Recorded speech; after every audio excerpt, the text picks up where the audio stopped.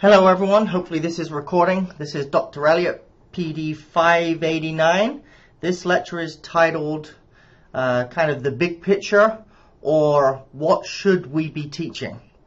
So lots of stuff in this lecture, and I'm going to try to move through a decent pace, but you need to recognize that the majority of your learning associated with this lecture and this topic is going to need to come from you looking around the North Carolina Department of Public Instruction website, which I'll send you the links to. To really understand what I'm trying to get you to understand in this module, you've got to start looking around the essential standards which tell us what we should be teaching in our K through 12 healthful living classes, which is health and physical education. So you're not going to get what you need out of this lecture unless you visit that website and look around. So here's our opening question for this lecture. Why did you choose to become a health and physical education teacher? If it's like Ruben in this photograph on the slide, working with our Isaac Bear students, high school students on campus, he likes being around young people. He likes the high school age kids, and he likes teaching them about how physical activity can help improve their overall lives. So you need to be able to think about that question, because it's important as we start relating to what our standards say we should be teaching in our classes, and then what the effective teaching literature says about how we should be teaching in our classes. So in this lecture, it is rather big picture. We're going to look at the purpose of health and physical education, the standards in terms of what we should be teaching, the benefits that we provide, and then begin to look at what is quality physical education, which will transition us into the second lecture that looks at effective teaching. So what is the purpose of physical education?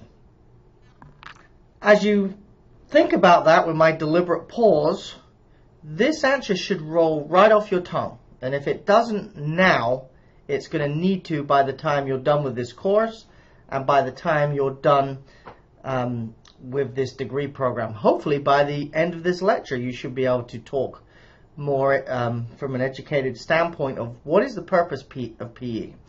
It's got to be more than just to have fun, to get kids moving in class, to teach teamwork. It's got to be more than that. And our national organization, which is the Society of Health and Physical Educators, SHAPE, they tell us what they believe the purpose of physical education should be. They tell us it's to promote lifetime physical activity and fitness. So there you go. That should roll right off your tongue. What's the purpose of physical education? To promote lifetime physical activity and fitness. And everything we should do should look at this through this lens. SHAPE tells us that the goal of physical education is to develop physically literate individuals who have the knowledge, skills, and confidence to enjoy a lifetime of healthful physical activity. So then we need to become aware of the documents that define the content of PE and what students should learn as a result of instruction in our classes. And those documents are called standards, and there's national standards and state standards, and some districts even have district standards, although those are not required. The standards define what students in our field should know and be able to do as a result of our classes.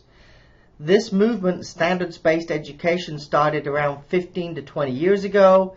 It first started in the general education classes, math and sciences, and then permeated into our field about 10 years ago, actually longer than that now, 15 years ago, in terms of trying to justify why we need to be in the curriculum and what students actually learn in our classes.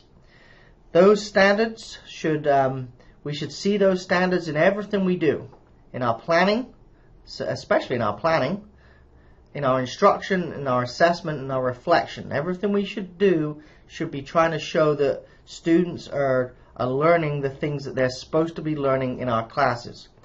To the point that if you're out teaching in a physical education class and you get assessed by the county assessor in charge of instruction in your area, they will ask you, let me see your lesson plan, and your lesson plan will have to show which standards are addressed, and you'll have to show how your activities are aligned with those standards and how your assessments are aligned with your activities.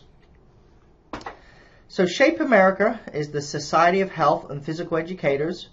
It changed its name 3 or 4 years ago. It used to be AFED, the American Alliance of Health and Physical Education, Recreation and Dance. Shape America has state organizations underneath them. In North Carolina, it's called NC-AFED. They never changed their name. But NC-AFED is the state organization for health and physical educators. Many of you are members of that organization. If you're not, I would encourage you to join. It's very cheap. It's $10, $15 annual subscription or membership. That allows you to get a cheaper rate for the state annual convention, which is in Winston-Salem or Raleigh in the coming years. And that's a 3 or 4 day conference where there's lots of different workshops and activity sessions on everything that we teach. One of the sub-organizations of NC-AFED is called PEA, the Physical Education Association, of which I'm actually serving as the president. So if you want to know more about NC-AFED and that organization, I can talk to you about that, and I'd love to get some of you involved in that organization professionally. It's good for your professional development, and it's also good advocacy for your chosen field. So there's a lot of words on this slide, and I certainly wouldn't expect you to remember any of this verbatim, but you need to understand the concept. SHAPE provides us with 5 national standards. So theoretically, anything we teach should be able to fall under or align with one of these 5 national standards. Standard 1 deals with motor skills and movement patterns. So if you're teaching a kindergarten class how to skip and gallop and jump and leap and all those fun things we teach in kindergarten, then you would probably say that you're addressing standard 1. Same if you're in 8th grade and you're teaching some kind of sports skill. That could fall under a couple of these standards, including standard 1. Standard 2 states that the physically literate individual applies knowledge of concepts, principles, strategies, and tactics related to movement and performance. So that's maybe more applicable as we get out of the early grades. Standard 3 talks about individuals demonstrating knowledge and skills to achieve and maintain a health-enhancing level of physical activity and fitness. So any kind of fitness activities would probably fall under Standard 3. Standard 4 addresses personal and social behavior. So any kind of lessons that are dealing with the affective domain and personal social behavior, teamwork, cooperation skills is Standard 4. And then Standard 5 is where the individual recognizes the value of physical activity for health, enjoyment, challenge, self-expression, or social interaction. Similar to number 4, but extends it a little bit further. So those are our 5 national standards. You don't necessarily need to think too much about those as you're planning lessons, because each state, when they created their own standards, which I'm about to show you next, aligned their state standards with these national standards.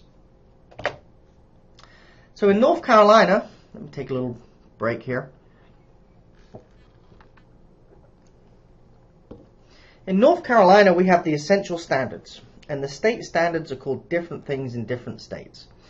In Virginia, they were traditionally called the Standards of Learning, or the SOLs, nicely enough. In Georgia, I think it's the Quality Core Curriculum, the QCCs. In North Carolina, we have the Standard Course of Study, and underneath that we have the Essential Standards. And there's some links in this PowerPoint that you'll be able to click on in the PowerPoint document that I'll provide you. These are the websites that I told you need to look around. I can't say look at this page and this page and this page. You just need to look around so that you get a feel for healthful living, and you get a feel for grade levels, and you get a feel for what the standards tell us we should be teaching. This really is an experiential learning activity that you're going to need to take on in your own time to kind of understand how we plan. This is important prerequisite knowledge before our lecture on planning, which is in the next module, where part of that process you will have to tell the reader of your lesson plan which essential standards your lesson is aligned to. Here's a screen capture of the web page that one of those links takes you to. You can see here, you might not be able to see it too closely on the video, but you'll see it when you click on there. This is the North Carolina Department of Public Instruction curriculum homepage, and you can read about the standard course of study, but I want you to look on the left hand side down that column. You'll see arts education, career technical education, driver ed, English as a second language, English language arts, global education, guidance. At the bottom you see math and science, but right near the bottom there you see healthful living. You don't see physical education.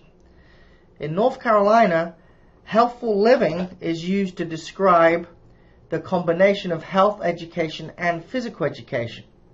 So it might be kind of a trick question, but technically there's no such thing as physical education in our essential standards. The umbrella term is called healthful living. And indeed, some schools are even changing the name from physical education to healthful living because to keep up with what the state of North Carolina Department of Public Instruction is doing. So on this page you can see it says healthful living is a combination of health education and physical education. The two courses should complement each other. Students should experience a sequential education program that will involve learning a variety of skills that enhance a person's quality of life. So when the state designed the essential standards for healthful living, they were really thinking that health and physical education would be taught side by side, that in the health class they'd be talking about things, in the PE class they'd be doing things, and that they would both lead together to meeting the goals and objectives. So again, in North Carolina, healthful living education is the combination of health education and physical education. So it includes things such as flexibility, it includes things as dental health. All of it is combined into healthful living education. In health education, there are 5 curriculum strands, and you'll see these when you start looking into the standards. Standards are broken down into mental and emotional health, personal and consumer health, interpersonal communication and relationships, nutrition and physical activity, and alcohol, tobacco, and other drugs. And there's standards within each of those, and in each of our grade levels we're told what concepts we should teach under those 5 strands. The second part is physical education, and here there's 4 strands: motor skill development, movement concepts, health-related fitness, and personal and social responsibility. So anything that we teach in our PE classes K through 12 should fall under one of the standards in these 4 curriculum strands. So here's a screen capture of the document that is the K through 12 Essential Standards document, and I'm showing you this to show you how it kind of dives down. So you can see that this is Essential Standard 9.HF.3.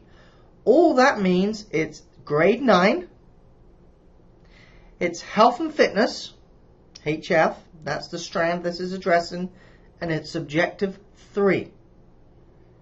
Understand the importance of achieving and maintaining a health enhancing level of physical fitness. And then in 9th grade, as you can see on this slide, the clarifying objective is 3.1. Evaluate personal health-related physical fitness status in terms of cardiovascular endurance, muscular strength, muscular endurance, flexibility, and body composition. 3.2 for health and fitness in 9th grade for PE. Analyze career and occupational opportunities in terms of the required skills and fitness components in terms of required 3.3 for health and fitness. Analyze the relationship between the 6 sport-related components and the 5 components of health-related fitness. So these are pretty specific things that we should be designing our lessons to meet. That's just one example. That's one strand, health and fitness, for one grade level, 9, for one objective, 3. And as you look through online, you'll see there's lots of things that we should be teaching. Here's another one. This is physical education, 9th grade, that's the 9. MS, which is motor skill. Remember, I just gave you those 4 strands. One of them was motor skills. This is 1.1. Use basic and advanced skills to participate proficiently in at least 3 of the following activities or compositions: aquatics, team sports, individual sports, dual sports, outdoor pursuits, self-defense, dance, and gymnastics. And then for some of the objectives, the state unpacks them for us, which gives us more detail. What does this objective mean that a student will know and be able to do? Well, they tell us it means that the student should be able to participate at a competent level in at least one team sport through small-sided games, should be able to participate at a competent level in at least one individual dual sport through small-sided games, and participate at a competent level in at least one movement form: dance, gymnastics, aquatics, outdoor pursuits, or other non-traditional activities. They tell us that the assessment should be critical elements will be identified for one teacher's selected team, individual dual sport or non-traditional activity. Students will have to demonstrate competency for each identified critical element during modified play, i.e. a rubric should be created, i.e. skills should be broken down into parts, and we should be checking off or assessing whether the students actually perform those parts to a certain level. Sample criteria might be that at least 80% of the students will demonstrate competency for all the critical elements in 2 of the 3 categories, and at least 40% of the students will demonstrate proficiency for all critical elements in 1 of the 3 categories. So a lot of detail there, and like I said, it's going to take you a while to look through this to understand it. But this is what we call standards-based physical education, where you're planning your lessons based on the North Carolina Essential Standards, and if you teach it well and you assess well, then you can say that your students are meeting your standards, or the state standards. Before standards, curriculum and learning goals are often fought in 3 domains, and I want to present this information to you as foundational knowledge. Some of you may have seen this before.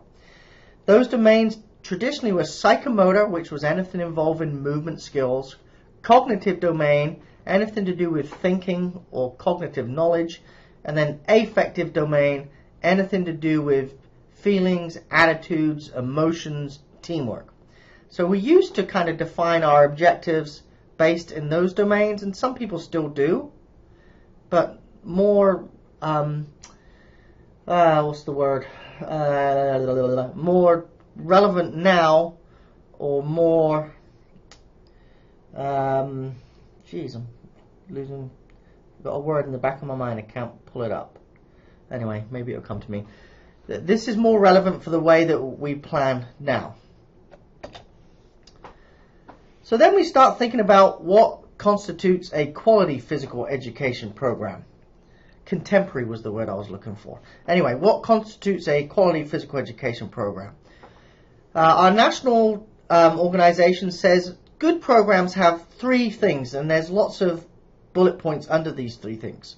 Number 1, opportunities for student to learn. Talk about time and equipment and opportunities to practice things. 2, meaningful content, i.e. what we're teaching.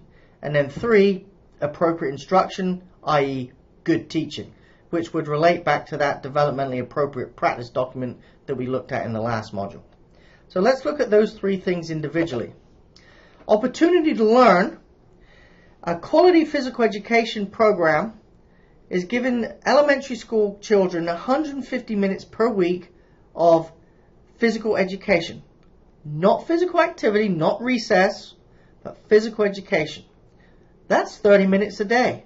Some school districts do it, most don't. New Hanover County doesn't. There are a few school districts in the state that do, And outside the state, there's lots that do.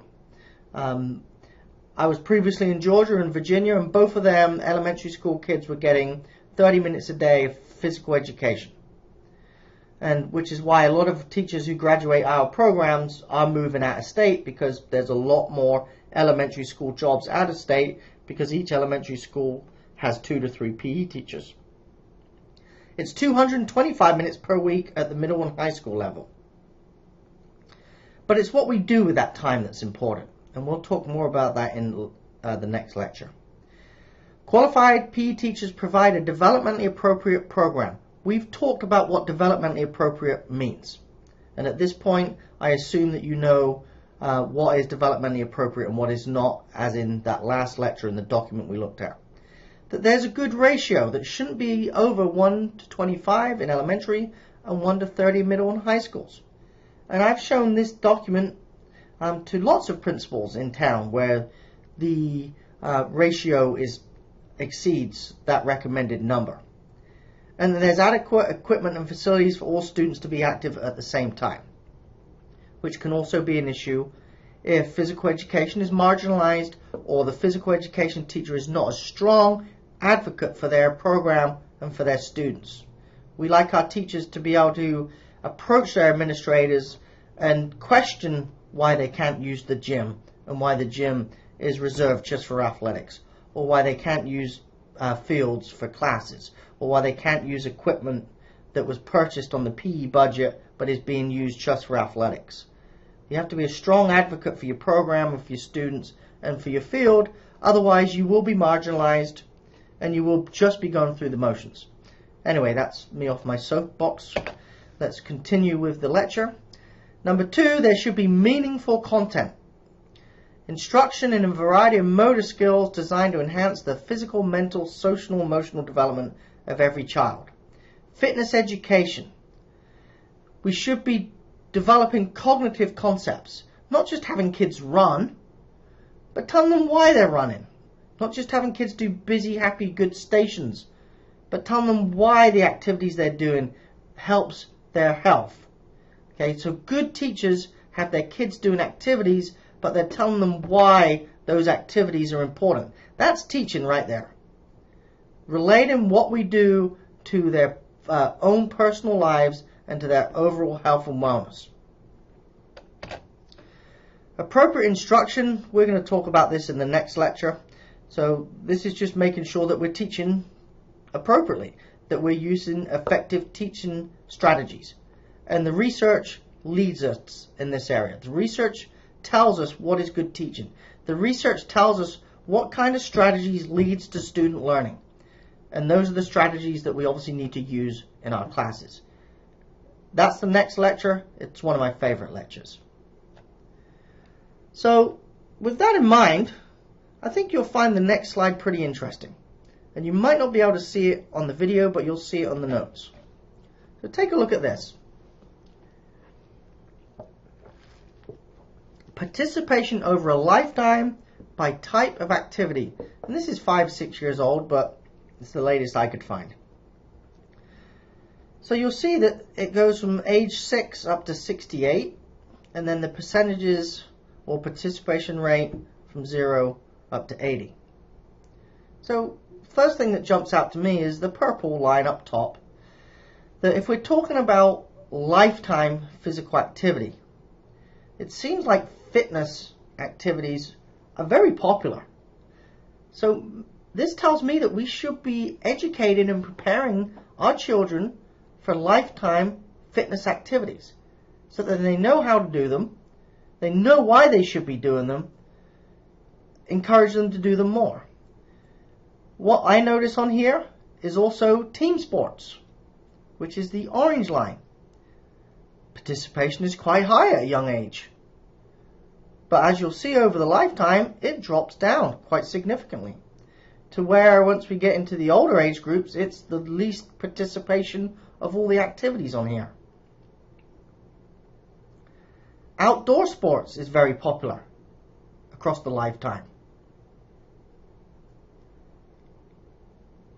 So interesting stuff going on here. And maybe we should be aligning our curriculum with what we know people want to do throughout the lifetime. However, we don't. We don't. Traditionally, we just play team sports in our older PE classes, where the data clearly shows that that's not what adults want to do when they graduate high school. They don't want to play flag football or volleyball. Some do, obviously, but I'm talking the percentages. So maybe we're better teaching them about individual sports or fitness activities or outdoor pursuits, so they have the skills and knowledge to do those. Something to think about. In fact, this old article, 15, 16, 17 years old, they did a little study looking at what people were teaching in PE. Look what they found. The most frequently performed activities in PE. Basketball, number one, right there. Volleyball, baseball, softball, football, soccer. And then at the bottom, there's some fitness stuff there. But you can see that this doesn't match up with what we just saw. We tend to focus on basketball in high school PE because that's what the teacher coaches. Well, that's the easiest thing for us to teach. But we can teach other things and meet the state standards. Just something to think about. I'm not telling you can't teach basketball in high school PE. There's a place for everything. What I'm saying is that we shouldn't be teaching basketball in every class in high school PE. That we need to be preparing our students better for lifetime physical activities. Here's another one showing the same thing. Fitness is way up there. People are now participating more in fitness. Look at outdoor pursuits. Look at individual sports. Perhaps this should be the focus of our curriculums. Here's a 2015 document that shows the activity interests for sedentary Americans, people who aren't that active. But what are they interested in? Camping. Look at that. Camping is up high on almost every single one. Swimming for fitness, bicycling, hiking is up there. Maybe these are the activities that if we taught kids the skills would get these sedentary people more active. They're not being turned on by the traditional team sports. Interesting. And you can teach camping and bicycling and fishing and hiking. You can teach all of those and meet state standards. You just have to be creative. Working out with machines, working out with weights. These are fitness things. Running, jogging. These are the activities that people in these age groups are saying, I'm kind of interested in that. That might get me more active. Maybe that's the key. Something to think about. So a lot of research, a lot of movement in our profession to focus more on fitness and lifetime activities. You've just heard me talk about that the last 5-10 minutes. It's in line with the stated goal of PE research and Shape America. We know students have been doing team sports since 3rd grade, and they know whether they want to do that as adults or not. It's time to move on, try some new activities. Lots of research has shown us why people are disengaged. I lost interest in gym. We played the same games over and over. There's only so many times one can play pickleball or mat ball without going insane. Another comment. There was very little focus on fitness, and most of the activities revolved around team sports. I disliked physical education class because we mostly played sports that were not interesting to me. 9th grade PE was the same thing as all previous years. There was very little focus on fitness. Most of the activities revolved around team sports.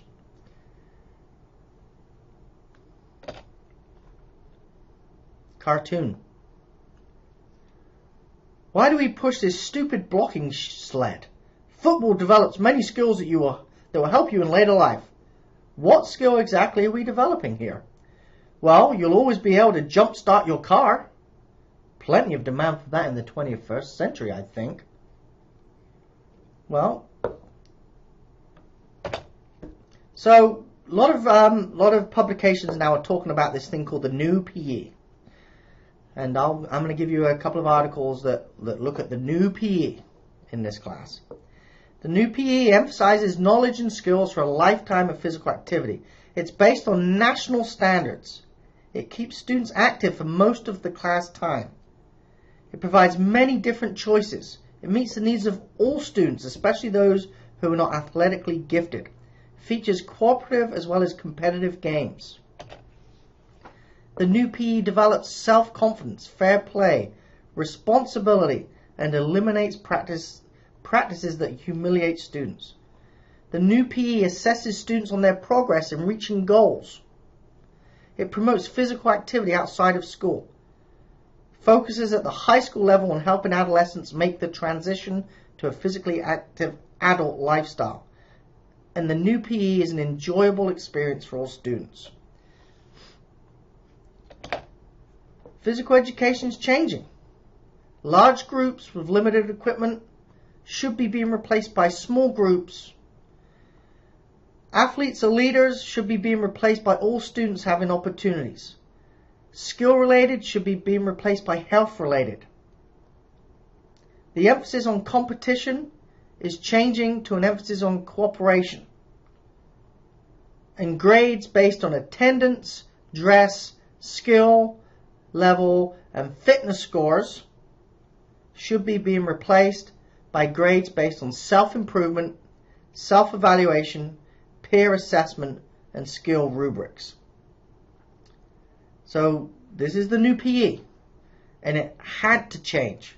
And for those of you that might be a little bit perturbed by this seemingly bashing of the old model, I present to you that the old model has not worked. The old model, where it's an emphasis on competition, survival of the fittest, team sports, large group games, has led us to where we are today, where we have to fight continually to even be in the curriculum and in schools, and where lots of students look at us as just gym class, where learning really doesn't take place. It's just there. It's just a class. It's just gym.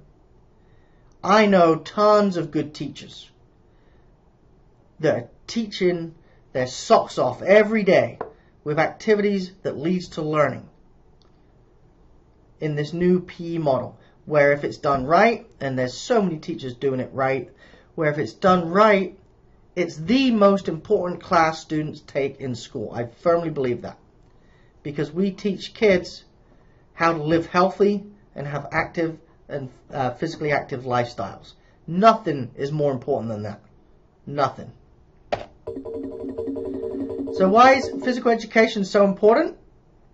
You need to be able to answer this question too, in terms of why.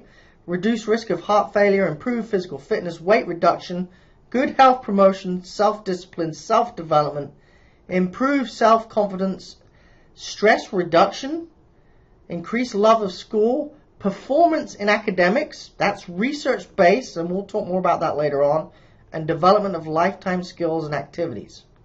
Lots of data now showing that increased fitness levels is correlated with increased academic achievement. So let's leave us on this one. Physical fitness is not only one of the most important keys to a healthy body, it's the basis of dynamic and creative intellectual activity. The relationship between the soundness of the body and the activities of the mind is subtle and complex. Much is not yet understood, but we do know what the Greeks knew, that intelligence and skill can only function at the peak of their capacity when their body is healthy and strong. President John F. Kennedy. Okay, that wraps up this lecture. I'll lead you to some other activities to look at the national standards, and lots of stuff for you to think about in this lecture, and I look forward to your writings and your thoughts.